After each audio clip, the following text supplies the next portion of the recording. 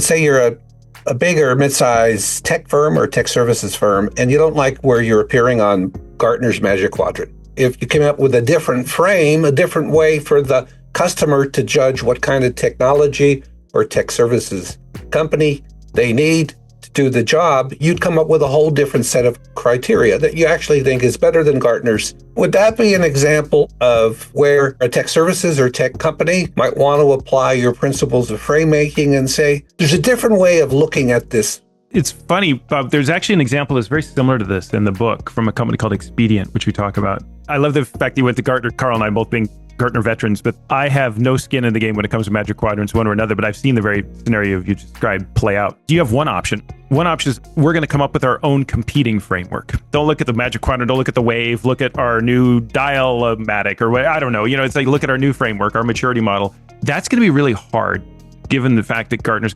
particularly in IT, such a strong presence. At the very least, even if you could get the parity, which is very unlikely, you're never going to get people to stop looking at the Magic Quadrant, right? So there's one of these core principles we teach in frame making, which is when you're faced with a situation like that, your natural reaction is to run away from it or react against it. Let me tell you why they got this completely wrong. Here's a totally different option, which is rather than running away from it, run right at it and just acknowledge it. Say, if you haven't seen the Magic Quadrant yet, you want to take a look at this because it's actually really interesting. We call that the phrase that frames. One of the things that we've learned is that as powerful and as useful as this framework can be, we find that given how fast the market is changing right now, there's a couple considerations that aren't fully baked in here that for at least some companies can really change the way they think about this. Here's a couple extra dimensions that really aren't fully incorporated here that probably worth considering. Now, I didn't say, I've been doing this for 30 years, here's what you need to do. I didn't show up as an expert because we know from data that actually does damage.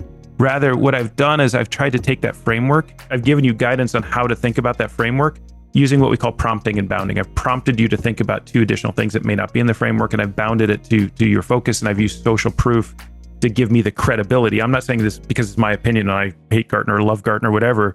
I'm saying other companies like you have experienced this. So now my role is not the expert, but the connector. Don't run away from it, run right at it.